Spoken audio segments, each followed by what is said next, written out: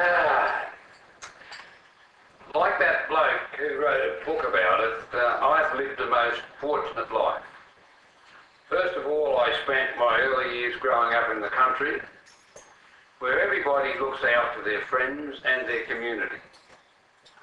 So I had an excellent grounding in the Australian concept of mateship and caring for one's neighbours. The second very fortunate event of my life was when I joined the Royal Australian Air Force in 1959 at 16 as an apprentice.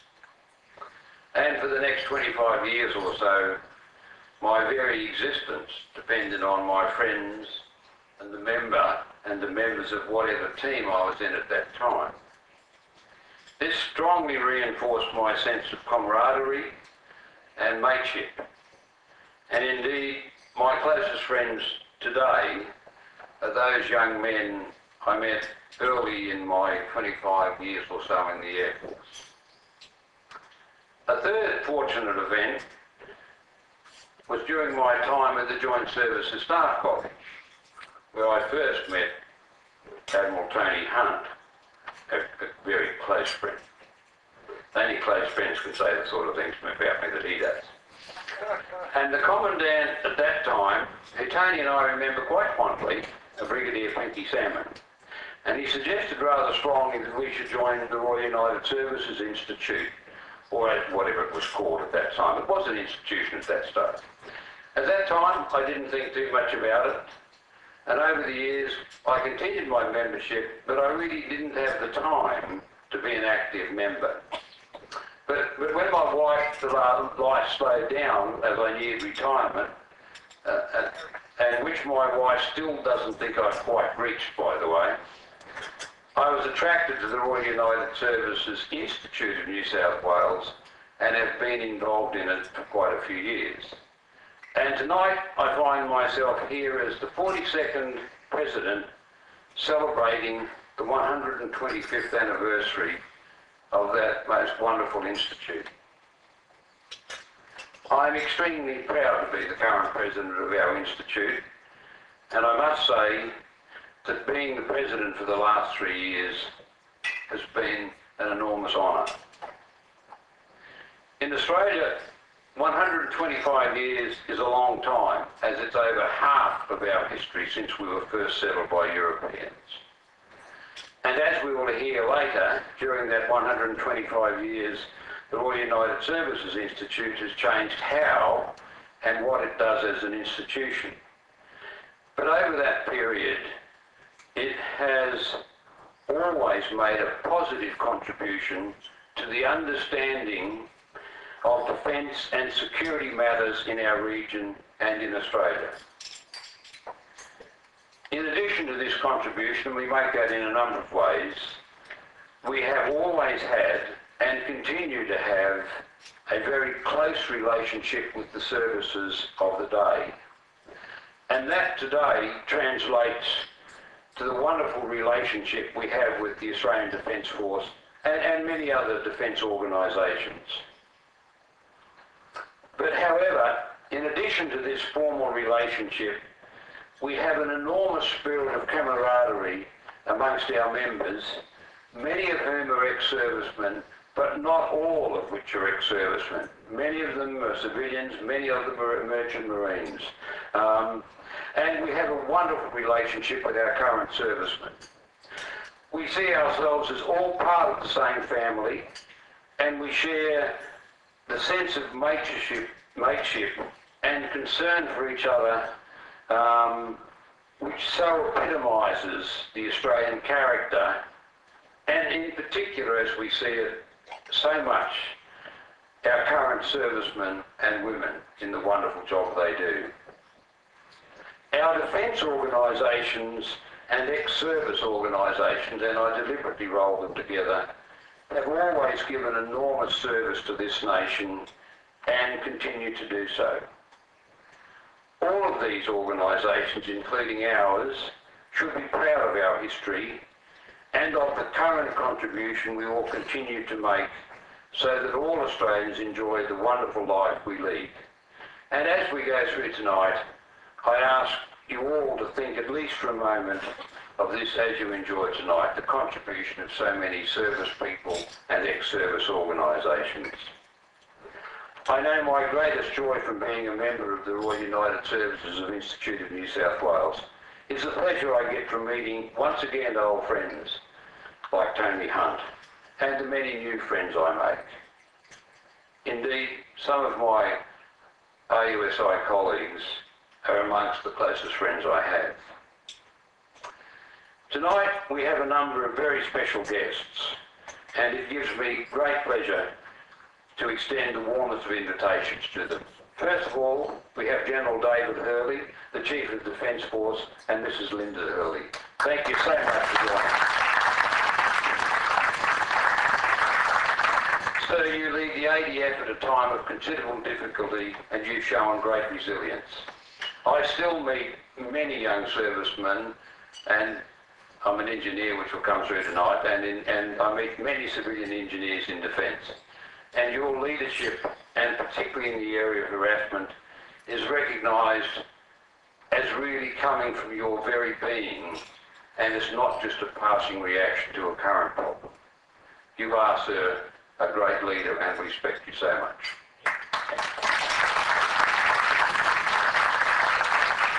We have the Honourable Anthony John Roberts and Simon Frame, his electoral manager and advisor.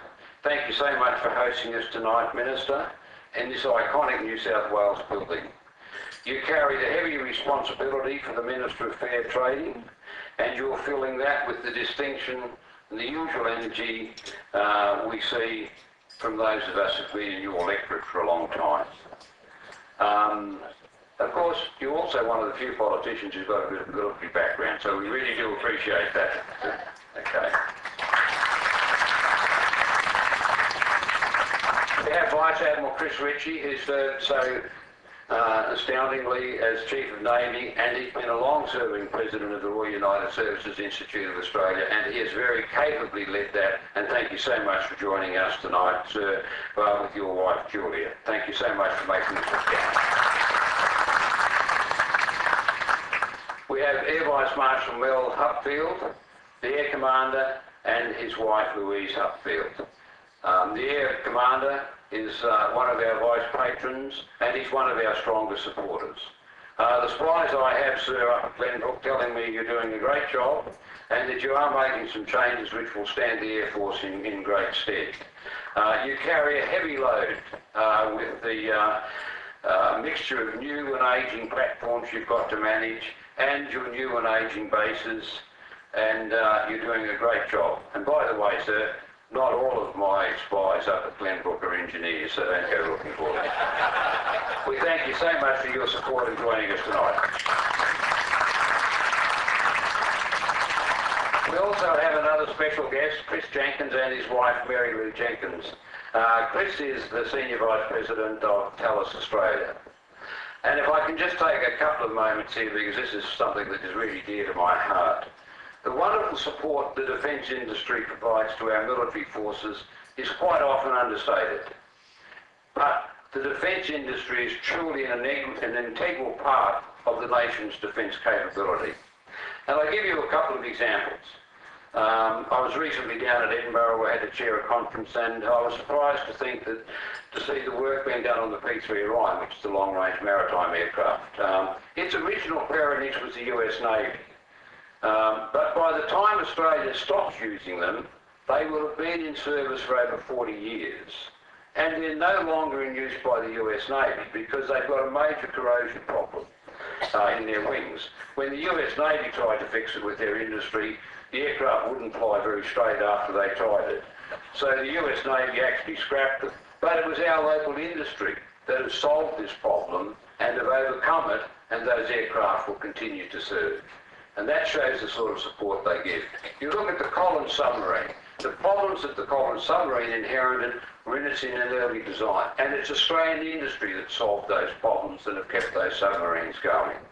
And you all look at the fantastic efforts, and we hear so much about it with TALIS, with their fantastic efforts to test and design the changes in the Bushmaster. And that is just such a wonderful bit of equipment for our troops.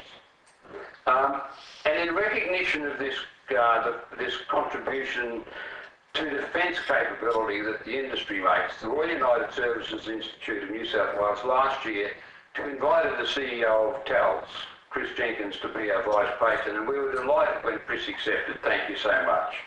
We recognise industry as an integral part of the ADF. And you can bet, Chris, that we'll make sure your needs are understood and factored into the defence strategy. We've got Brigadier Paul Blood. Paul is the commander of 5th Brigade and he represents the commander of 2nd Division. He's also one of our vice patrons. It's currently Major General Steve Smith, who resides in Tasmania. Certainly 2nd Division over many years has given us wonderful support and continues to do so. So a very warm welcome to you, Paul. And finally, not last but least, we have Captain Neville Teague, who represents the Fleet Commander. The Fleet Commander is Tim Barrett, as all of you will know, and he's another one of our vice patrons. Tim does some wonderful things for us. At very short notice, we asked him to summarise what we were doing in our dialogue in February, and Chris just bowled up and did a fantastic job of doing that, even though he wasn't there for part of it. Certainly Tim is great. Neville, we certainly welcome you tonight. We watched the challenge of our Navy. You have the same sort of problems as Air Force as you prepare to take on board new capabilities while you're operating ageing vessels. And we know you will rise to that task. So very warm welcome to you. I'm almost finished, ladies and gentlemen, and then you can. But there are we've got an apology from the Commander Forces Command, Major General Mick Slater, who is overseas. But there's a couple of other attendees who are very, very special to us and whose friendship we really treasure. We welcome them with the warmest of hearts tonight, and we thank them so much for joining us and for giving our institution their energy and wisdom for so many years. And those two people are Vice Admiral David Leach and his wife Pam, and Major General Gordon Maitland and Dorothy. Thank you so much for joining us. Wonderful to see you. And we value our relationship and the friendship and the contribution you've made to us over so many years. And finally, I'd just like to take a moment to welcome our ladies. You attend our luncheon lectures with us, and not all of which you find all that interesting, I suspect. You put up with our absences at the various meetings and the emails from that stupid president. The tasks we bring home, like the task of cataloguing our collection of trench maps by Ken Broadhead. Ken only took over Margaret's dining room table for 3 years to complete that task. And it's that task that allowed us to show you display a few samples of our collection tonight. And finally, you put up with the endless hours we spend doing the business of RUSI. As many of you will know, I do a little bit with the Royal Flying Doctor, and it's interesting that in the early days of that, John Flynn met a lovely lady, Ines Gunn, who wrote We're the Never Never. And she made some comments about if you really want the outback to grow, you've got to get some women out there, and to get women out there, you've got to get some hospitals and that. But they had between them a phrase which I think is wonderful. The presence of women makes for much sweeter men. And isn't that so? There. So we deeply appreciate the ladies. Thank you for joining us. And to all of you, I extend the warmest of welcomes. I thank you so much for making the effort to join us to celebrate this very special occasion, and I invite you to enjoy the evening, and it's my great pleasure to hand over to the Honourable Anthony Roberts. Thank you so much. I've always wanted to say thank you, Mr. President. Look, ladies and gentlemen, friends, distinguished guests, it gives me great pleasure to welcome you here as your host to the New South Wales Parliament, which is the oldest in our Commonwealth and second longest continuous working democratic parliament in the world. I can't tell you how proud I am to have been asked to host this evening, and it is indeed a genuine honour and a great honour in hosting the celebration of 125 years of the Royal United Services Institute in New South Wales. Last time we met here, I was Sol's children, and I can respectfully inform you that Search and Destroy have now been produced, John and Sam, 3.5 and 1.5. One will go to the Army, John, I would say. The second will go to the Navy, and the third, I hope, sir, will go to the Air Force. Look, in this great house that we have here today, matters of economic policy, social and cultural welfare are debated and discussed as is appropriate in a democracy, in a proud democracy such as ours. Legislators and stakeholders vie, sometimes at cross purposes, and at other times with perfect unity of purpose, as those of the Tri-Service would understand, that wonderful bringing together of one genuine belief in which way we're going. Dr. Brian Bazzuti, my mentor here tonight, will tell you the beauty about the Tri-Service, and developing policies that bring our various great services together. But look, we address those issues here that affect our society and more broadly our nation. And that's why I think it's very appropriate that the Institute, which promotes informed debate on defence and our national security, as well as raising the public's awareness and understanding of these vital issues, should celebrate this wonderful anniversary in this People's Parliament of New South Wales. 125 years is a long time. 125 years of service. 125 years of people with the knowledge contributing to our future. And I would just ask you this evening to maybe reflect on those that have gone before us. The people, maybe not in this place, but other places, that have provided the knowledge and contributed the ability and what is termed, probably not in those days, the corporate knowledge of how to make things better and maybe work outside the system, work outside the bureaucrats, work outside Treasury. As I keep explaining to people, the real enemy in life, no matter what your colour, blue or red, is Treasury in government. Always, always. One day they'll learn you can't go to war, with some auditors and some pens. But they'll learn that one day. So I think we should reflect tonight on a great history, on a legacy that has been left to us. And as I look around at some of the great minds here this evening, the great contributors, the people that have actually spent their time building this, carrying on that legacy from one generation to the next, can I say, on behalf of this state, on behalf of this nation, I thank you. I sincerely thank you. And particularly I thank their wives, and their families, because I think we would be in a pretty poor position, if we didn't have that background, that ability for having some organisations actually, and individuals espousing what is right and what is correct for our men who are serving on the front line, man, women, can I say. Having spent some years working with the Honourable John Howard, MP, Prime Minister, where I had some input, dare I say, into some of our defence thinking at the time.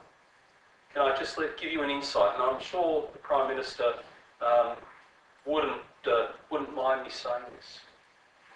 When we were elected all those years ago in the past elections, the Treasurer at the time came to the Prime Minister, John Howard, the new Prime Minister, with the books, and they were in a pretty parlous state.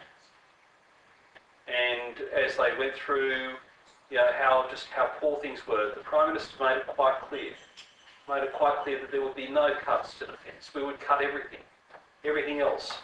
But there's one thing as a nation this lonely nation, with a small population on its own, with men and women, right? A small number of men and women against overwhelming odds, possibly, defending our nation. One thing the Prime Minister would not accept were cuts. Cuts to this important, it's like an insurance policy. He said, no cuts. No cuts, and in fact, you saw increased growth. And there is the vision of a man who walks down the street, and I saw him the other day in Macquarie Street walking down Martin Place on his own. No security in this great nation. No security. Right? Walks on his own, being hailed, met by people, no security. Where else in the world can you have that? Can I say, and that's thanks to, I think, very much the men and women who serve our nation, this great nation, on the front line. And I would ask you again tonight, as we celebrate 125 years, and I look forward to, I'm not saying I'll be here in another 125 years, depends how the nanotechnology goes, but there's enough people from the medical corps here to tell you about that. But can I say, look, 125 years is a great milestone. May there be another 125 years of learned, respected, intelligent thought and discussion. So it is with great pleasure that I welcome you here tonight. Anything I can do to make your night better and certainly more enjoyable, please let me know. But again, it's a great privilege to host you, and God bless you and look after you. Thank you. Ladies and gentlemen, this is very, very, very, very simple. It's my absolute great pleasure to introduce the current Chief of the Defence Force, General David Hurley. Over to you, sir. Ladies and gentlemen, the Honourable Anthony Roberts, Group Captain Rosa, Admiral Ritchie, distinguished guests, ladies and gentlemen, it's indeed a great pleasure for Linda and I to be invited here tonight to participate in your 125th anniversary dinner. I was just remarking tonight, I think it's actually 10 years since I actually gave a previous speech here when I was the Land Commander. So it's a long time between drinks, and let's hope it's not going to be that long into the future. Tonight's a night for reflection, but it's also a night I think you would like to hear from me about the state of the Australian Defence Force. If you reflect 125 years ago, 1888, the state of the colonies at that time, the forces who had deployed to Sudan were back only about 15, 16 months from that deployment, came back in May 1886. 18 years before, the last of the regiments of line from the British Army, the 18th Royal Irish, had left Australia. There were still some Marines around with the Navy until 1913. 4 young men who were to shape the history of the Australian Army, in particular in the ADF, over time. Blamey was 4 years old, Chauvel was 13, Hobbs was 14, Monash was 13, and the 5th one, General Bridges, was 16. So those great men of the future were in their very, very formative years, and Australia was entering that great debate about what the future of this nation would be and how it would take shape and how it would grow from colonies to a country, a nation of responsible government in its own right. Now, to draw a very tenuous link, I'd say, between 1888 and 2013, our deployed forces had come home. The colonies were in a state of thought about the future, and the rough parallel is that's where the Australian Defence Force is today. So, as an organisation, you look both ways. You're steeped in the history of the Australian military forces, Army, Navy, Air Force. You examine that, you take lessons from it, you teach about it. But as an organisation, you're also very rich and very strong in looking at the issues of the day and the issues of tomorrow. And tonight I want to talk about the issues of the day, the issues of tomorrow, and hopefully provide some inspiration for other speakers you might want to come along. Mel, you've got a bit to say. I hear you're doing such a good job. Your boss boss doesn't tell me that, mate, but anyway. It's the outsider view, so it's okay. Let's talk about where we're at right today with the Defence Force. Earlier this year, in April, we wound up our operation in East Timor. Been there for about nearly 12 years, or more, sorry, 15 years, on and off. Very successful operation. If you go up to Timor-Leste now and visit that country, it's at peace. It's at peace with itself, really, which is the best thing. It's still poor, but it stands on its own dignity, its own 2 feet, and has got a great future. Very proud. And the President, TMR, who has gone from guerrilla to President, remarkable man. And we should be very proud that our organisations, all 3 services, supported by the Department and other agencies, have played a profound role in helping that country. But come of age, be born, and have a future. Solomon Islands will finish up. We've actually formally finished our operations on the island. We're just cleaning up and moving out now, and we'll have finished in September. Again, we leave a country with still some trepidation. There's a lot of apprehension amongst the people there that the uniforms are gone, but we do have a whole of government presence there. Our police and so forth are still going to be there for quite a while. And we will go back. We'll have a major exercise in the Solomons next year, just to let people know that there are still uniforms around. Afghanistan, as you probably all have read by now, we'll make a significant step down in our presence in Afghanistan at the end of this year, and we'll go from about roughly 1,600. We had the comment about Treasury here tonight. We've had an average of 1,550 people in Afghanistan for about the last 6 years. I doubt if it's ever been below 1,550, so how we got to the average of 1,550, I don't know. But no one's queried us on that yet, and by good grace of governments, we've been allowed to do that. Which is quite novel, not to be held to a number, frankly. But this year, at the end of this year, we'll drop down to about 400 in Afghanistan, keep that number over the next year, and then we'll see what lies ahead from 2015 onwards as the current operation winds up at the end of next year, and we go into a new operation with the Afghan government, the Afghan people, NATO and other allies. Of those 400, we'll have about 70 odd down in Kandahar, mentoring the core headquarters down there, about 70 odd in Kabul, in the Officer Academy for the Afghan National Army. The British call that, we're working with the Brits and the Kiwis. The Brits call that Sandhurst in the sands. We call it Duntroon in the dunes. But it's nice to know, in fact, it says that when I put officers or any of the services into ISAF headquarters or US headquarters in Afghanistan today, the only comment I get is, can I have more? We're a cut above most others. And for those with British background, I include the Brits in that, frankly. No bites, that's good. Some of the things that were mentioned earlier tonight, the revival of the Collins fleet. Yes, we got down into a really difficult area with the submarine fleet. But over the last 4 or so years, tremendous work, Chris Ritchie with ASC have tremendous work's been done to revive that fleet to where it is operating very effectively at the present time. And frankly, I can't get that story into the Australian media. I've spoken to a very senior journalist in one of the Fairfax papers. He said, when I tried to put that story in, I was told it's not going to be printed. So you need to know that your Navy, with industry, has resurrected what was a difficult fleet to manage, and it's got it heading in the right direction.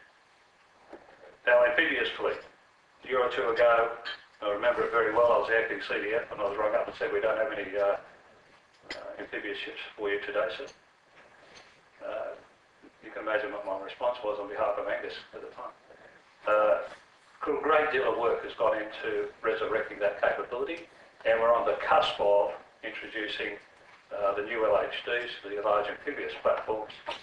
First one will sail into this harbour, hopefully about first quarter of next year. And we'll be a completely different Navy as that capability comes into play. When those two ships plus the Churls are here, our amphibious capability will be greater than the United Kingdom Royal Navy, Royal Marines. And I don't think people again realise where we're heading with that. In terms of Air Force has changed out nearly every platform it owns over the last 10 years. And we've still got one or two to come. JSF just around the corner, and the C-27J light cargo. Again, in terms of airlift, we have the greatest airlift in the Western Armed Forces after the US and the UK. And again, I don't think people realise what work has gone on to develop the ADF over the last decade or so. In terms of project delivery, we get banged in the papers all the time. Chris, you're part of this as well, about poor project delivery. We deliver 98% of our projects to budget across the board. Yes, we have schedule problems. They're being addressed. But the whole theory of defence budget blowouts in projects, the statistics do not support it. And we should celebrate that with industry, because that's great work. We shouldn't just rest on our laurels, but that's important. 5 years ago, when I first really came into the senior ranks in the Defence Force, our accounts were qualified. We've turned that around, and now I don't think Treasury or ANAO can find fault in what we do. It's performing very well. We've made, I think, some very brave decisions about women in combat. Might be controversial for some, but I think it's important. We don't have a big rush of women who want to go into combat units. We didn't expect it. But the success criteria for me is that any woman, any person, can enter a recruiting office for the Australian Defence Force around the country and say, I want to do that job. And if you're good enough, you'll be supported to be successful, regardless of gender. That's where we should be.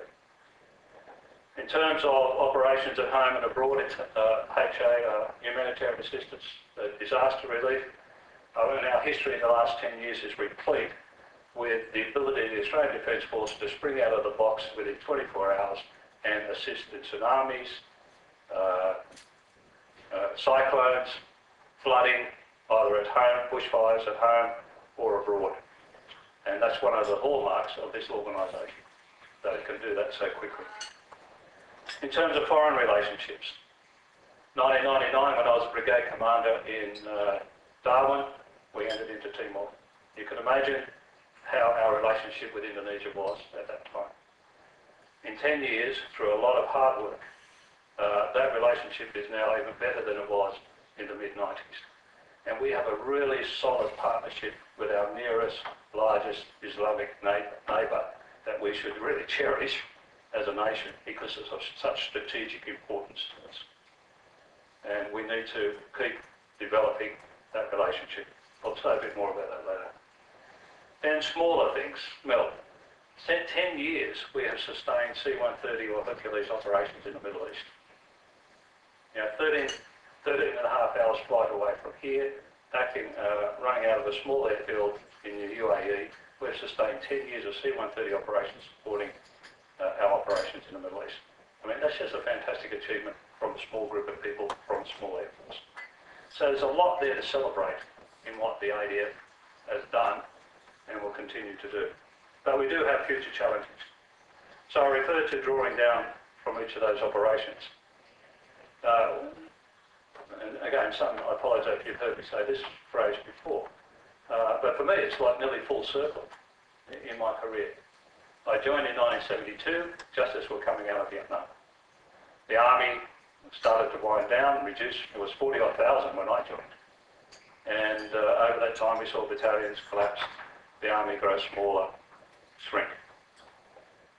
We're in that similar situation at the moment. Now, we learned a lot of lessons during that period from 1972-75 to about 1990. But we learned some very good ones, as well as some poor ones. But I remind my people now that the challenge for us is to do what my seniors did for me when I was a young lieutenant. We trained hard, we trained excellently, so that 15 years when we didn't have a deployment, when we started to be tested again in 1991 in the Gulf, onwards, Somalia, Rwanda, Cambodia, all the way up to Timor and beyond now into Iraq and Afghanistan, we had a defence force that could perform with the best of them. And that's the onus now on this generation of leaders and the youngsters in the organisation. I class my ADC in that, so we should be listening. So in basic terms, my job at the moment is to ensure that the ADF is structured and postured to meet challenges of the 21st century. Easy said, need to do it though. And why? Prime Minister Gillard earlier this year released our first national security strategy. And there was a very important message in that strategy where it said that the ADF, and I'll quote, is an essential part of our approach to ensuring Australia's future. Maintaining credible, high-end capabilities enables us to act decisively when required and to deter would-be adversaries. It strengthens our regional influence. Importantly, it contributes to the maintenance of a strong Australia-United States alliance, a relationship that is critical to our ability to deter and defeat adversaries. That was a very critical statement to appear in that national strategy, because it says to us that the ADF, the defence capability, all of us joined together, have an essential role in the prosperity, the future prosperity and stability of our country and our region. I want to talk about four things I take from that for the ADF over at least the next 5 years. That's our international engagement, resetting the ADF when we come back home, the land forces primarily, reinvesting in the future and our people. In terms of international engagement, November 2011, President Obama came to Australia and he gave now what's called the Canberra Address, where he talked about the US then pivot, which quickly became the rebalance to the Pacific region. That's been very important for Australia in that announcement and the statement and how it's been enacted. Now we see it play out in a physical sense with the United States Marine Corps building up to about 2,500 Marines being in Darwin for about 6 months of the year, if I can keep it to 6 months. They drive a hard bargain. Their interpretation of 6 months of the year was, well, if we rotate 2,500 for 6 months, they go home and another 2,500 come. That's 6 months, isn't it? No, I said that's 12 months actually. So let's go back to the drawing board. But very important. And on top of that, we will see increased use of Tyndall and to a degree Darwin by the US Air Force to conduct training. We won't see different types of aircraft, but we'll see larger numbers and greater frequency. And looking at what might be done out of Perth, Stirling, into the future with the US Navy. So it's a very important message to the region. It's not just Australia, it's happening in Singapore, the Philippines and so forth. That the US, which had never left the region, is putting its emphasis back into the region. And it's backing that up both in dollars, personnel and equipment. That reinforces, I think, a very strong message and a very strong theme in Australia's foreign policy for the last 50 years, that the US is central to the continued stability and prosperity of the West Pacific and Pacific region. And as an ally, we should be participating in a very strong way in reinforcing that message. Now, that caused some consternation with China and with Indonesia, if you read the press. Well, I've been to China and Beijing and spoken to my counterpart there, and I've spoken to my counterpart in Indonesia. They have questions, but they understand this is an alliance relationship. And we are free to make sovereign decisions about who comes to our country and who doesn't. And indeed, when we talk to them, we like to remind them that the whole concept of containing China is a Chinese concept. It's not a Western concept.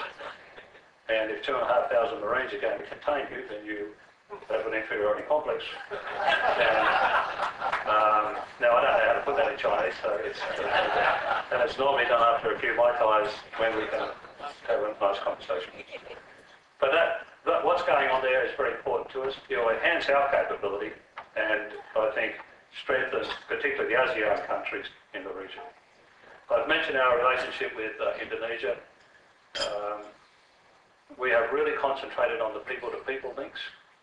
2 years ago, we inaugurated the first ever alumni association we've had with the country, the TNI ADF Alumni Association. It's called ICAHAN.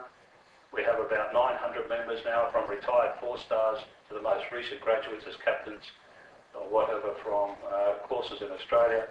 It's a great venue for us to keep in contact with TNI members, have influence at a political level and grow the next 20 years of assurance and confidence between the two countries. And we keep working that very, very hard. Within the rest of the region, South Korea, just come back to the US for a moment. I don't know if people will be aware, we are really investing in Pacific Command out of Hawaii. I now have a 2-star, Major General Rick Burr, who's the Deputy Commanding General for Operations of the US Army in the Pacific, which causes quite a stir when he turns up in Japan and Korea to lead US delegations to talk to them. The Deputy J5 or Plans Officer is an Australian 1-star in PACOM in the Pacific Command headquarters, and the second, the Deputy J2 Intelligence, is an Australian as well. Now, you don't get your foot in the door to do those things if people don't believe you're competent. We are also now looking at increasing our representation in South Korea, in the US Forces Korea and the United Nations Command in Korea, both for the interests we have, national interests in there, but as we draw down for opportunities for professional development for our people to get into that level of thinking in the military sense. And you see that type of thinking replete from India through the South Pacific and up to North Asia in what we're trying to achieve at the present time.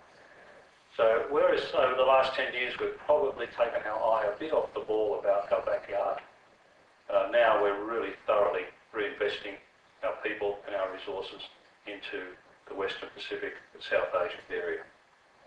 In terms of future capability, I've mentioned that the Air Force has been through a major change.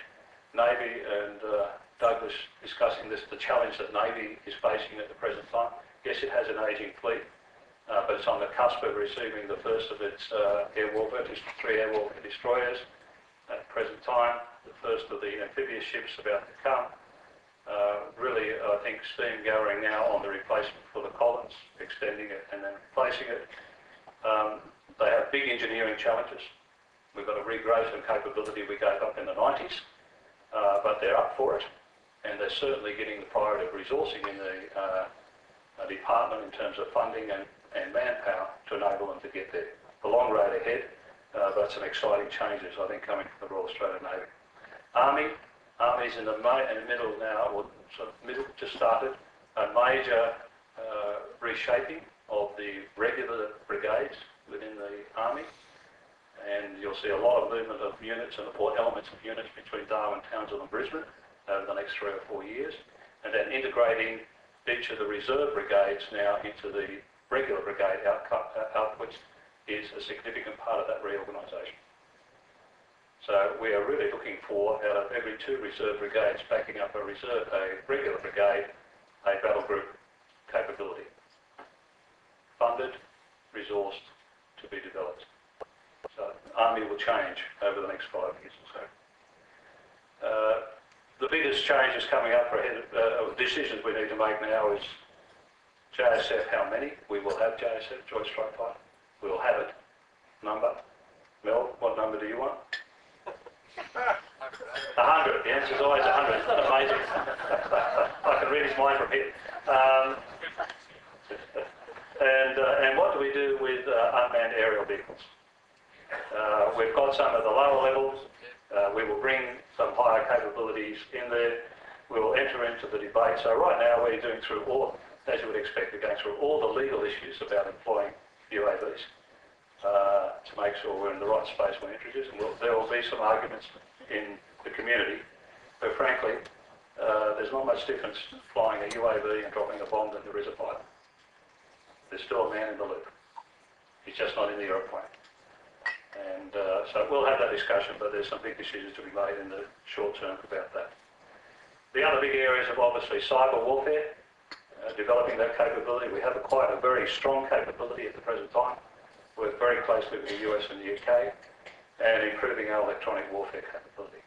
Because there's no doubt any future conflict that Australia would be involved in from here on in, we will operate in a degraded capability.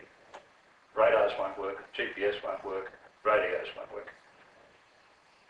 So we need to be able to be effective in that. We need to reset the ADF and get it back trained up in a number of areas. While we've been in Afghanistan for the Army, we cannot benchmark ourselves against the Taliban. They might be a resilient enemy, and they might have certain techniques at which they're very good, but they are not our benchmark. So we need to regrow some of the conventional warfare capabilities in the Army in particular, and Navy. We've dropped off an ASW, anti-submarine warfare. That's an area that needs to be particularly developed, and Air Force needs to continue to develop with its new fleets coming in, the whole strategic lift capability plus its air control capability with our fighter early warning aircraft tanker combination. One of the areas we're not too good at is, I think people are surprised at that, I don't think we've really put enough thought into our joint collective training area, and that's a task I've now levied on the Joint Operations Commander and the Service Chiefs to sort that out in the near future. We need to make some changes and get better value for money. The last area I'd like to talk about is our people. Two aspects of this. We are in a very competitive market for people in Australia, and we need to make some fundamental changes about how we employ members of the ADF. So at the moment very starkly, you're either full-time or you're part-time. Doesn't give people a lot of choice. We are going to change the number of employment categories in the ADF from 2 to 7. So you will have a spectrum of conditions under which you'll be able to be employed to match where you are in your life at a particular time. This is particularly attractive to women, but also to men with families. So we're about a year away from introducing this. We've been working on it for 2 years or so, and it will be a fundamental change in the way our people are employed in the Defence Force. And flexible workplace arrangements and the tools for our managers, commanding officers to put that in place are being developed. That's just one aspect of it. We're also looking at moving very much away from the all-of-one company as we look at salaries and so forth, and we'll be much more targeted in the way we employ and remunerate people into the future. The other aspect of people is defence culture. If I was to think about what's the most significant issue that's occurred during my time as the Chief of the Defence Force, it's the whole issue we've had to do with about defence abuse, sexual abuse, psychological abuse, physical abuse over the last 2 years or so. Let me say right at the start, I'm enormously proud of the organisation and the people in it. I don't think that in any sense at all that the ADF is an abusive organisation. I refuse to accept it, frankly, and I've seen a lot of the data. And when I see every survey that's asked of the Australian population who are the most trusted institutions in the country, every time it comes up in the top 3 or 4 will be Army, Navy and Air Force. That tells us something about how the Australian people see us. But I tell the members of the ADF, you don't get that if you don't deserve it. So we have some issues that we are dealing with. I hope that the service chiefs and I have been very strong in terms of saying to both the Australian public how seriously we take this. This is all really about, I think, just lifting people's understandings of the level, of the nature of the behaviour we want from them, and reinforcing that from day one. If you look at the demographics we're dealing with youngsters from 18 to about 26. Now, I've got 3 children who are 22 to 29. I've lived through most of what they can do wrong. I shouldn't say that about my girls, they've been good, but my son, perhaps. So, I think we all understand what happens at that age, and these people are under tremendous pressure. Many have been on operations, been challenged mentally, psychologically, emotionally, and we have to deal with that. There are some really poor examples of behaviour, but I refuse to accept that it's just a few bad apples. If it's a few bad apples, then it's random, and you're really saying I can't do anything about it. This is about teaching everyone the standards of behaviour we want you to work to, and here's our limits of tolerance. And if you step on the wrong side of it, you will go. It's as simple as that. We can't afford to bear it. We are looking at the history as well, so I think the biggest challenge we have in this space ahead of us is the Defence Abuse Review Tribunal that Len Robert Smith is running, looking at 50 years of our history, and we really have to face up to this and take it front on. And as part of that, the service chiefs and I, within the next month or so, will sit down with a number of people who have put allegations in and have one-on-one conversations with them, where we will hear what's happened to them and take note and offer an apology to them formally on behalf of the ADF for what's occurred to them. And I don't think, if we don't go through that, I think we'll have lost an opportunity to re-establish and convince the Australian population of the integrity of the organisation that they hold up so high in the community. So that will be a challenge, but it is important. Now, I don't want to leave you on a low note like that, so let me come back again to where we've got to. 10 years, 15 years of constant operations at which we've excelled. There's no doubt about that. 10 years of significant change in capability. Yes, we've had some ups and downs, but when you look at it overall, the enormous change that's happened in this organisation has been handled quite positively. And we have a generation now of young people, when I speak, you're all about my age, slightly older than me. And I love to talk to older generations in Australia and say, don't have any worry about the future of this country. Because the kids we've got, the 18 to 20-year-olds, are brilliant. They are very, very good. You see them in operations. They wear their uniform proudly. They perform magnificently. And I think they're they're a demonstration of what the rest of that generation's like. So don't worry about the future of Australia. We're in good hands. And don't worry about the future of the ADF, because when the old fellas like me go, it's going to be in better hands. And I thank you very much for your support as an institute, not just today, but for the last 125 years, for the thought, thinking and addressing the issues of the day. And I think, and I hope that you'll continue to do this in a thoughtful way and provide some feedback and direction to us about how we can do what we're doing better. Thank you again for the very kind invitation to come here tonight. It's been a great honour, and I wish you every success in the future. Thank you.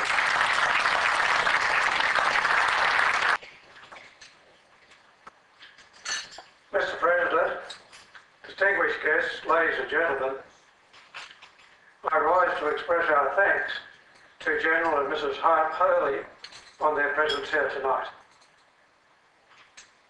General Hurley, sir, on behalf of all present this evening, I wish to thank you for your very gracious remarks on this, the 125th anniversary of the foundation of the Royal United Services Institute of New South Wales. And I also want to thank you for giving us that fascinating insight into the future direction of the ADF and the challenges that lie ahead. I'd also like to thank you for those fascinating couple of vignettes into your forays into military diplomacy. I think they're a vital part of the role of the Defence Force in the 21st century.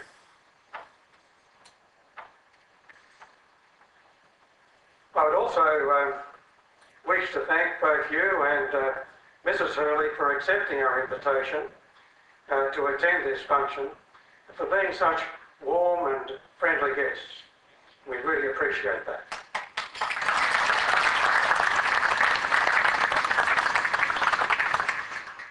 When Major General John Soane Richardson founded our institute on the 20th of August in 1888, he was Commandant of the military forces of the colony of New South Wales. In that position, he laid the foundation for what would become, a decade later, the Australian Commonwealth Military Forces. Indeed, his successor in New South Wales, Major General Sir Edward Hutton, in 1902 became the first commander of the Australian Commonwealth Military Forces, the position which was abolished when he resigned in 1904.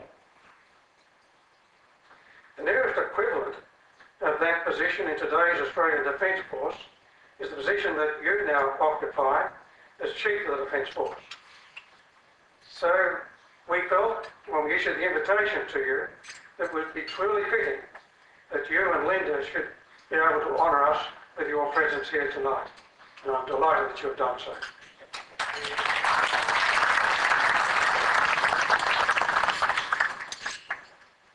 May I assure you, and I hope not at the risk of embarrassing you, that everyone in this room is enormously proud of the Defence Force that you lead, and extremely grateful to you for the professional and ethical manner in which you are both leading the force and advising the government. We are conscious of the truly difficult and largely thankless nature of your job, and how frustrating and wearing it must be for much of the time. Yet you have made the time to be with us tonight, and we are conscious that you regularly support similar groups, such as the Sydney University Regiment, which you, a former adjutant of the regiment, now serve as honorary colonel and do so most diligently. In this context, we also wish to thank you for your support and guidance during the development of our second International Defence and Security Dialogue, which we held in Sydney last February, and during which we discussed the strategic outlook for Australia's immediate neighbourhood. Without your support, and that of Mr. Brendan Sargent, Deputy Secretary of Strategy in the Department of Defence, it would not have been the great success as it was. We do hope that after you relinquish your present position, you may see your way clear to become more involved in our activities.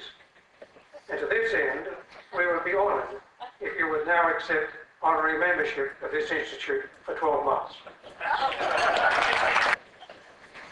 Ladies and gentlemen, we're almost finished. Just a few thank yous. These events, as you all understand, really don't happen without the work of a few people. We've got a wonderful events committee, and people really need to thank Eric, Stu, John Ellis, Harry Kaplan, and Jan, and above all our Piper, and of course the staff here tonight. Thank you so much.